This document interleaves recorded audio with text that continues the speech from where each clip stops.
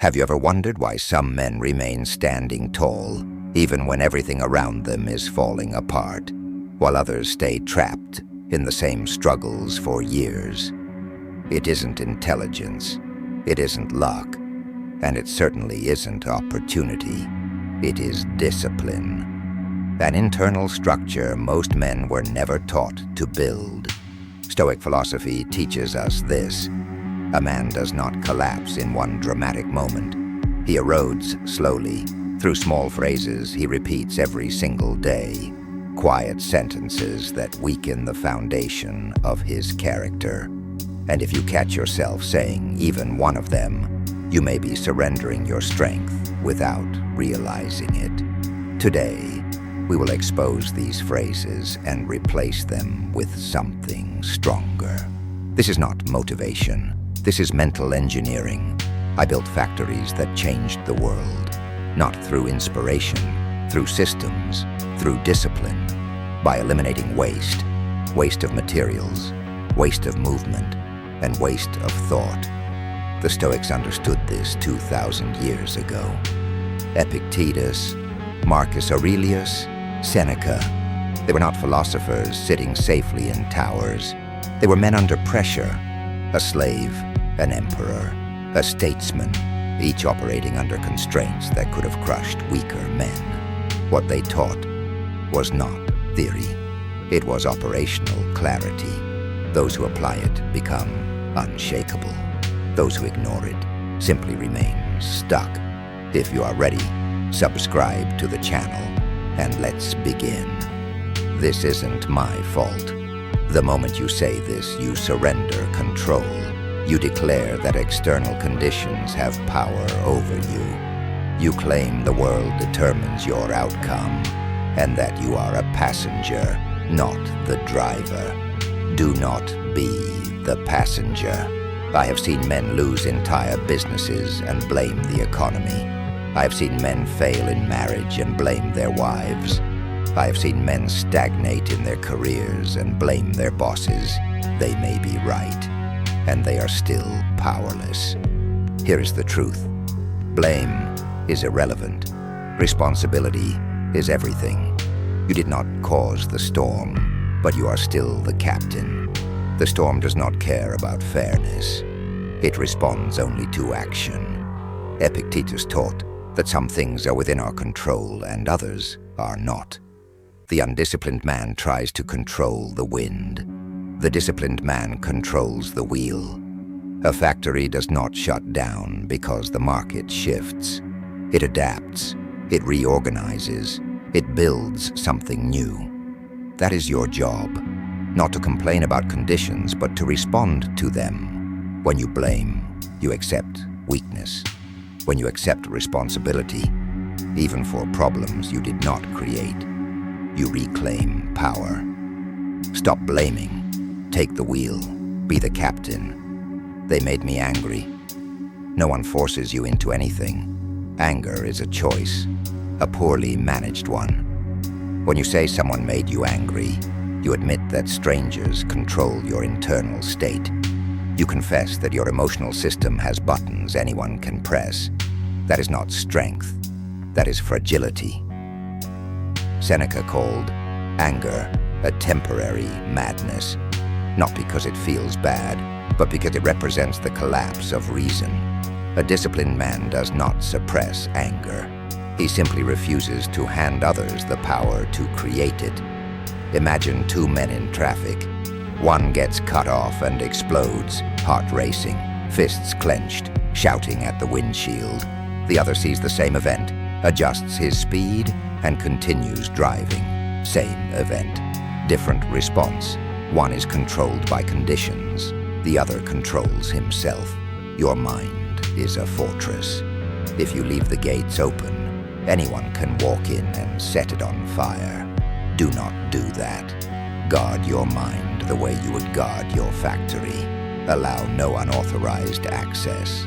Marcus Aurelius governed an empire filled with betrayal, incompetence, and war. In his private journal, he wrote that no one could harm him unless he allowed his mind to be disturbed.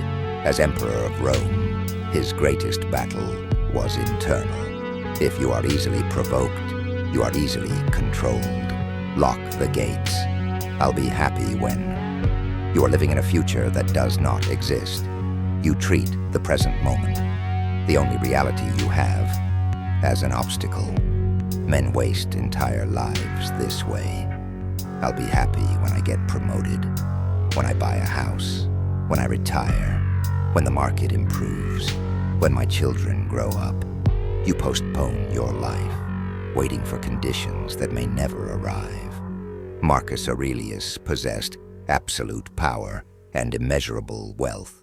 He could have lived in perfect comfort, yet he reminded himself daily to find peace in the present duty, not because the future was meaningless, but because the future is built in the present, not waited for. A fisherman sits by the water with his family, laughing and resting. A businessman walks by and asks why he doesn't work harder, build a fleet, and retire wealthy one day. The Hushman asks, "And then what?" The businessman replies, "Then you can sit by the water and enjoy your family." The fisherman smiles. "What do you think I am doing now?" The undisciplined man runs on a treadmill, chasing the horizon. The disciplined man builds in the present and lets the future form naturally. If you cannot find peace in who you are today, promotion will not fix you. It will only make you a wealthier, more anxious man. Stop waiting. Start building. Why is this happening to me? Because you are being trained, and you do not realize it. When hardship arrives, the weak man feels targeted. He resists reality, and that resistance turns inevitable pain to optional suffering. The Stoics called it amor fati, love of fate, not merely tolerating difficulty, but embracing it, seeing every obstacle not as something blocking the path, but as the path itself. If a machine breaks in a factory, you do not ask why the universe hates you. You repair it. The malfunction is not personal, it is operation. Life works the same way. A wrestler does not grow stronger by facing weak opponents. He grows by being thrown to the mat repeatedly by someone strong. Pain is instruction. Struggle is curriculum. Marcus Aurelius thanked the gods for his hardships, not because he enjoyed suffering, but because difficulty revealed what he was made of. It tested his discipline. It exposed weaknesses so he could strengthen them. Stop asking why this is happening. Start asking what you are meant to learn. Hardship is fuel. Burn it. I already know that. The moment you believe you know everything, you stop growing. And when you stop growing, you begin declining. This phrase protects the ego. You hear something that challenges you, and instead of examining it, you reject it. You defend your current understanding because admitting you are wrong feels like weakness. But rigidity is weakness. Flexibility is strength. Epictetus dismissed arrogant students because he believed a man cannot learn what he thinks he already knows. If your cup is full, nothing more can be poured in. A Zen master once filled a scholar's teacup until it overflowed. When the scholar shouted that the cup was full, the master replied, "Like this cup, you are full of your own ideas. How can I teach you unless you empty it first?" I built the largest production systems in the world and continued learning every single day, not because I was ignorant, but because the world changes and I refused to remain still. A disciplined man is a lifelong student. He admits mistakes. He asks questions. He values truth more than being right. Empty your cup. I don't have time. You have time. You lack discipline.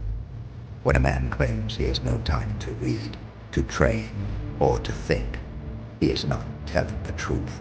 What he means is that it is not a priority. He can spend 3 hours on his phone, but cannot dedicate 10 minutes to reflection. That is not a time problem. It is a discipline problem. Seneca wrote that life is long enough to know how to use it.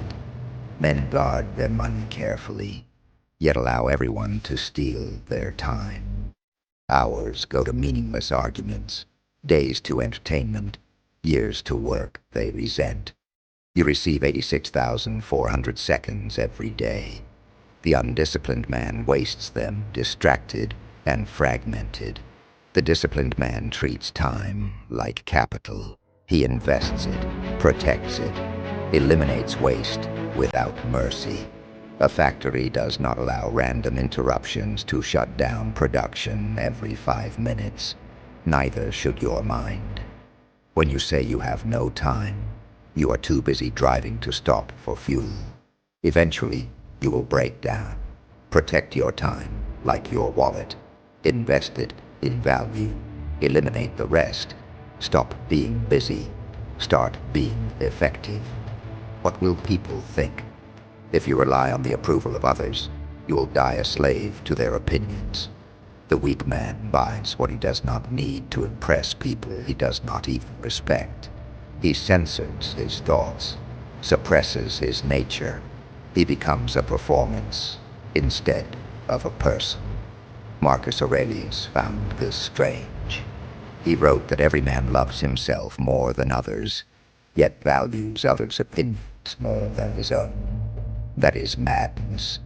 An actor who constantly watches the audience during a performance will forget his lines and ruin the play. To perform well, he must focus on the craft, not the applause. You are that actor. If you chase approval, you will never build anything real. Character is who you are when no one is watching. Reputation is what others think you are. One matters, the other does not. The moment you seek approval, you give others the power to wound you with a single word. Break the chains. Let them think what they want. You have a life to build. These 7 phrases: blaming others, losing emotional control, postponing life, resisting hardship, protecting the ego, wasting time, and fearing judgment, are cracks in your foundation. But here is the good news. You built them, which means you can dismantle them and rebuild stronger. Stoicism is not about suppressing emotion. It is about eliminating whack thinking. It is about seeing reality clearly and acting with precision.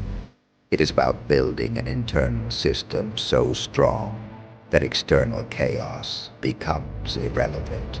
I did not build a production line, hoping things would somehow work themselves out. I built it by focusing relentlessly on what I could control and ignoring what I could not. You have the same capacity. You are not a victim of circumstances. You are an operator, a builder, a captain. The next time one of these phrases tries to leave your mouth, catch it. Replace it with responsibility, discipline, and action. The world does not owe you stability. You create it. The world does not owe you peace. You build it. The world does not owe you strength. You design it. Everything you need is already within you. Take the first step. The choice is yours.